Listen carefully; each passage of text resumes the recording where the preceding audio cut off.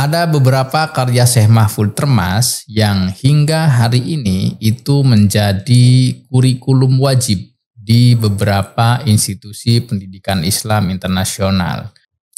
Manuskrip atau naskah tua tulis tangan daripada karya-karya tersebut, sebagian ada yang masih tersimpan di ahli warisnya Syekh Mahfudz yang ada di Nusantara, dan sebagian sudah didigitalisasi dan juga tersimpan hasil scan digitalnya ini dalam koleksi perpustakaan King Saud University yang ada di Riyadh di Saudi Arabia.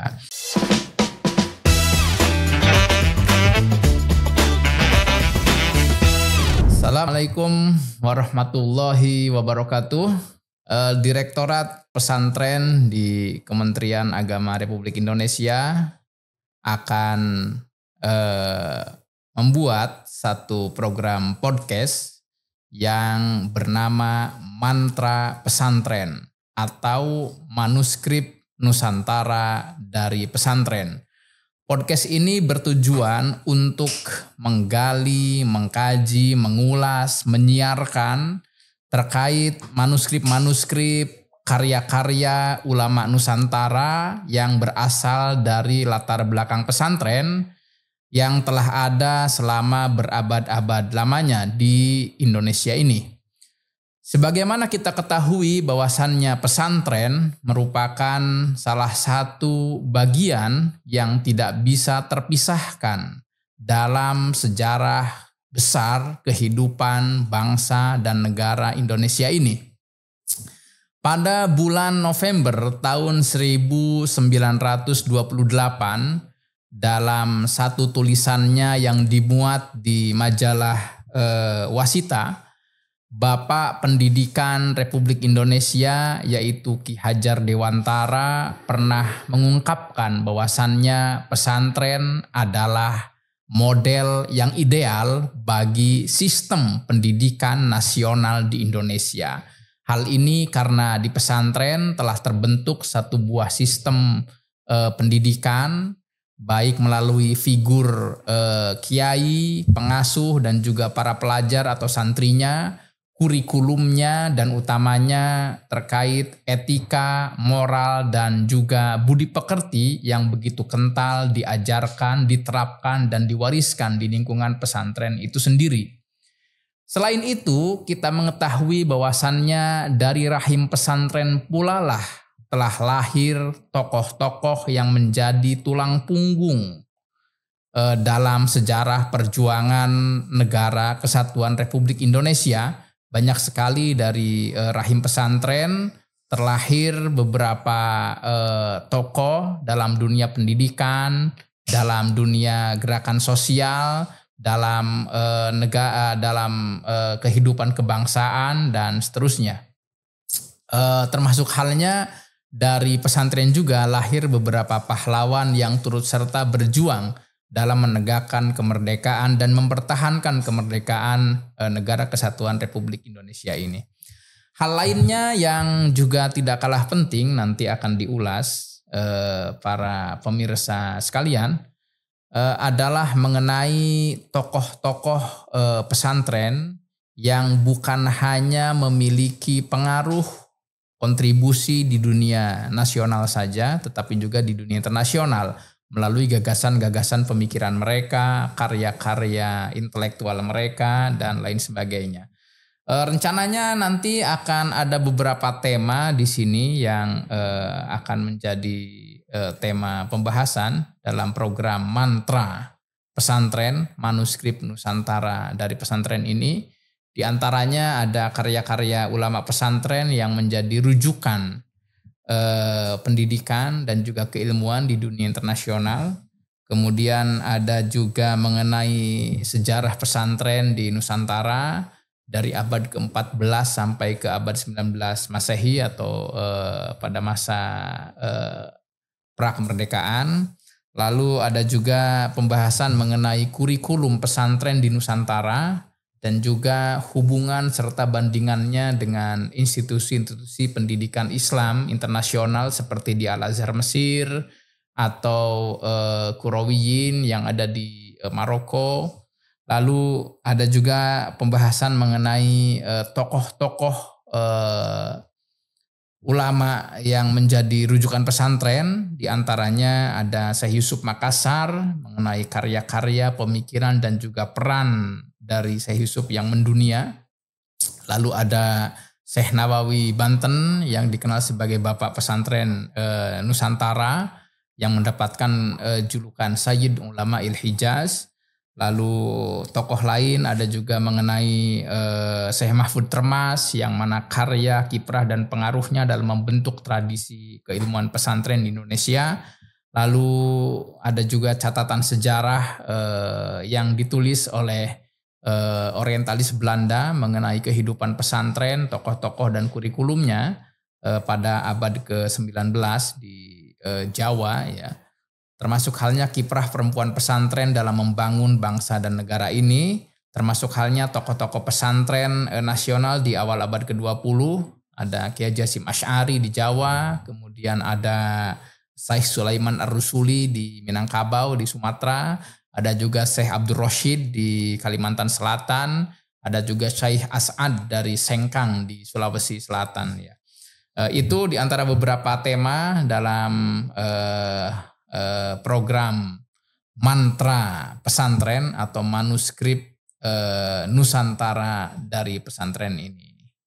Dan kali ini kita akan sedikit membincang mengenai karya-karya para ulama pesantren yang menjadi rujukan dalam kajian dan juga pendidikan di dunia internasional.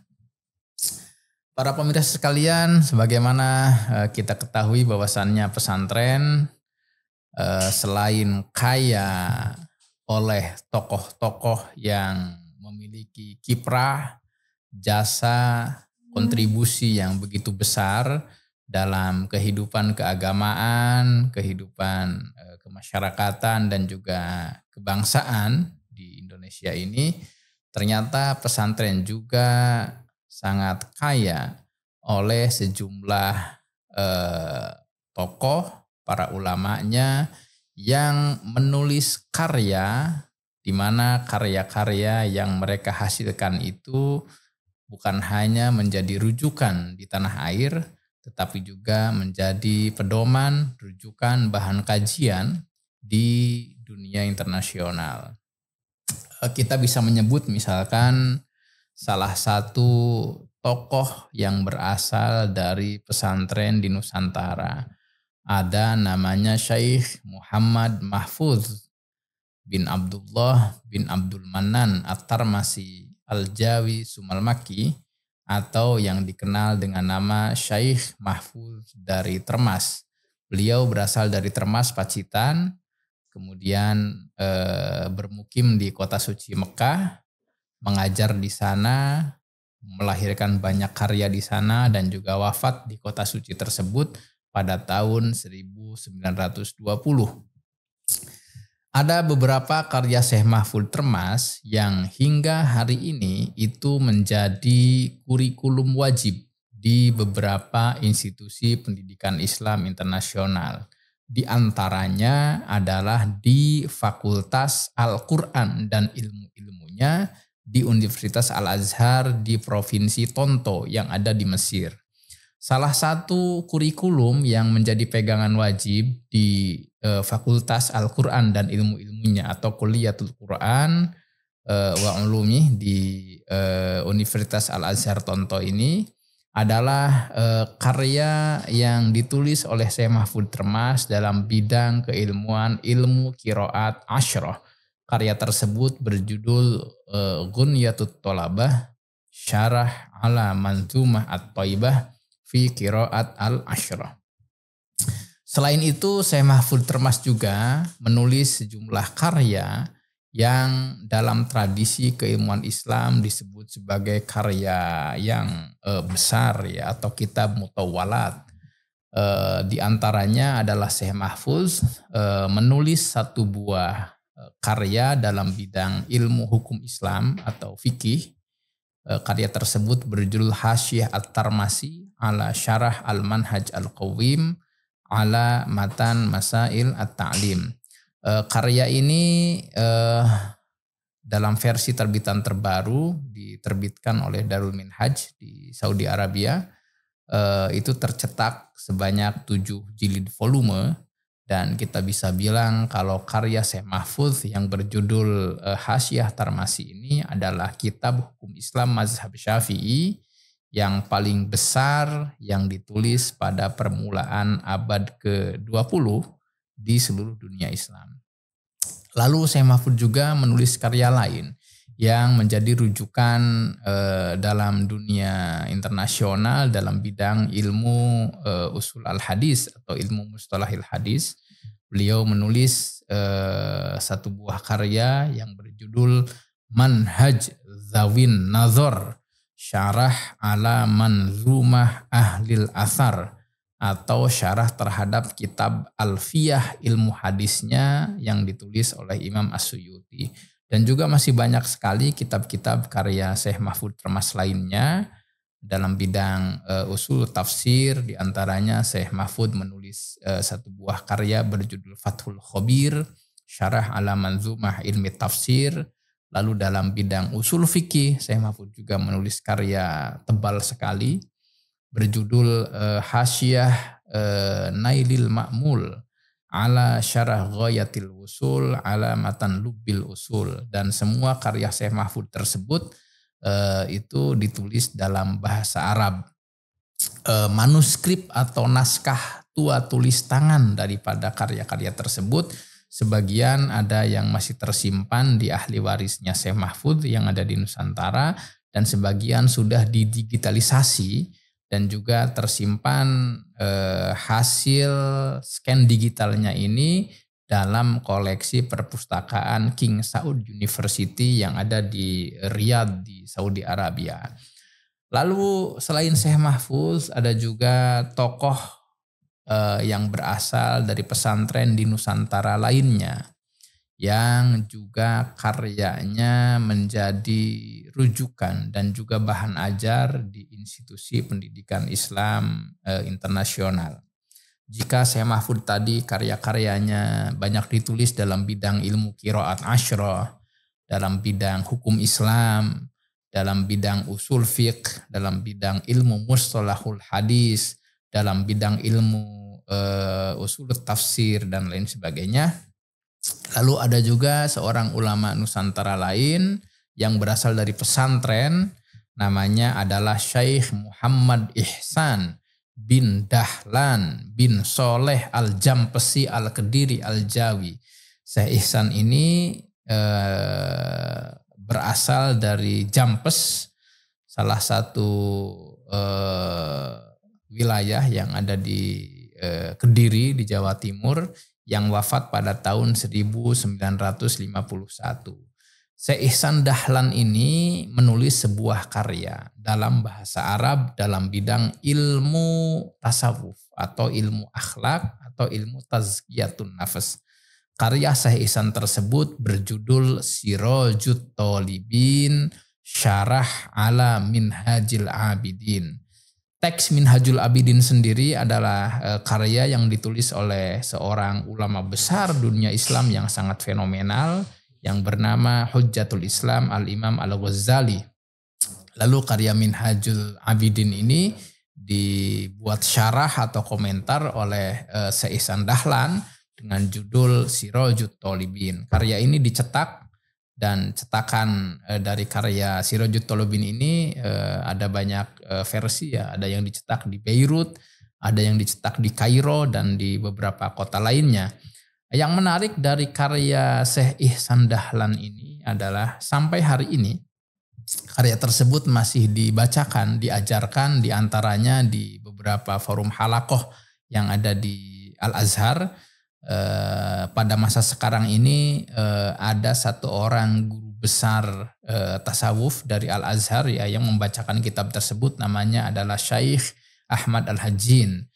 Dan kitab Sirajut Thalibin ini bukan hanya pada masa sekarang saja dibacakan dan diajarkan di Al-Azhar, tetapi ketika masa dulu Gus Dur belajar di Al-Azhar pada tahun 60-an ya, ternyata kitab karya Syekh Ihsan Dahlan juga itu sudah dijadikan acuan dan juga bahan ajar di salah satu universitas tertua di dunia tersebut.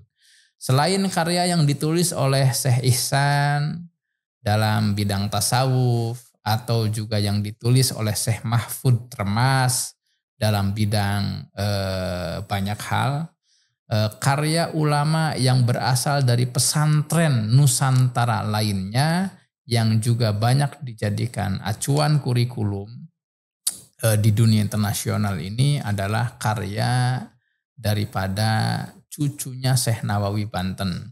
Kita mengenal sosok Syekh Nawawi Banten sebagai ulama besar dunia Islam dan sangat terkenal sekali, karyanya juga banyak dan dicetak di banyak kota di dunia Islam. Nah, ada salah satu karya daripada cucunya Syekh Nawawi Banten yang bernama Abdul Haq bin Abdul Hanan Al-Bantani.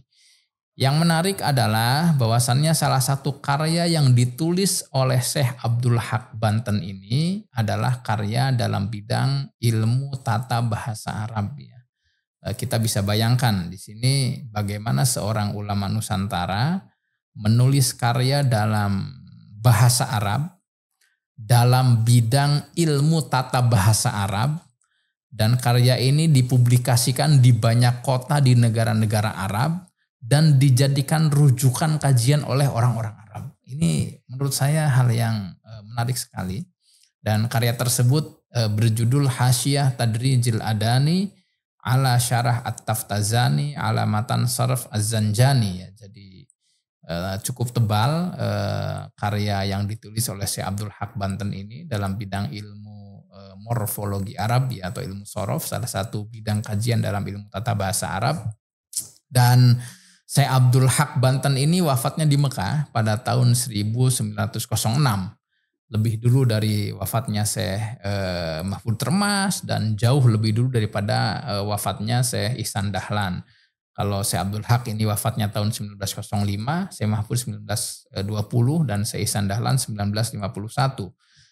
Artinya Syekh Abdul Haq ini wafat lebih dulu daripada dua ulama tadi. Dan sejak kewafatan beliau hingga hari ini, artinya sudah lebih dari 1 abad, sudah lebih dari 100 tahun lamanya, karya Hasyiah Tadrijil Adani yang ditulis oleh Syekh Abdul Haq Banten ini sudah dicetak, dipublikasikan di banyak kota-kota di negara-negara Arab ya. Bahkan di negara Ajam kita bisa jumpai beberapa versi cetakannya dari Beirut, dari Kairo, lalu dari Turki juga ada dicetak di Istanbul, juga dicetak di Mardin, termasuk halnya ada yang dicetak di Iran, di Tehran ya. Ini menunjukkan bahwasannya tradisi keilmuan yang berkembang di pesantren dan juga karya-karya keilmuan yang diproduksi oleh ulama-ulama pesantren ternyata kualitasnya bukan hanya sangat baik dan juga sangat berbobot dalam skala nasional saja, tetapi juga dalam skala internasional dunia Islam itu sendiri. Hal ini dibuktikan dengan karya-karya tersebut. Satu, masih banyaknya diproduksi dan dipublikasi hingga hari ini di beberapa kota di dunia Islam. Yang kedua, masih dikajinya karya-karya tersebut di beberapa institusi pendidikan dunia Islam dan juga oleh beberapa para pengkaji di dunia Islam. Dan yang ketiga, masih tetap diajarkannya karya-karya tersebut di sebagian institusi pendidikan dunia Islam yang bereputasi tinggi seperti Al-Azhar tadi ya. Tentu saja ada banyak lagi karya-karya ulama pesantren yang secara bobot keilmuan itu tidak kalah daripada karya-karya yang tadi disebutkan, seperti karyanya Hadratus Syekh Kiai Hasyim Asy'ari, termasuk ulama-ulama kontemporer sekarang ini. Ada Allahyarham Kiai Haji Sahal Mahfuz yang banyak memiliki karya-karya keilmuan yang ditulis juga dalam bahasa Arab dan dalam berbagai bidang keilmuan ya. Mudah-mudahan kita berharap tradisi penulisan karya keilmuan di kalangan ulama pesantren ini terus berlanjut bagi generasi sekarang dan juga generasi mendatang, dan tetap membuktikan bahwasannya tradisi keilmuan pesantren ini tetap bisa untuk menjadi salah satu mercusuar keilmuan Islam di dunia, khususnya di Indonesia, sampai pada generasi-generasi berikutnya. Demikian para pemirsa program Mantra Pesantren, manuskrip Nusantara dari pesantren. Kita nanti bertemu lagi dalam episode Mantra Pesantren berikutnya. Terima kasih. Assalamualaikum warahmatullahi wabarakatuh.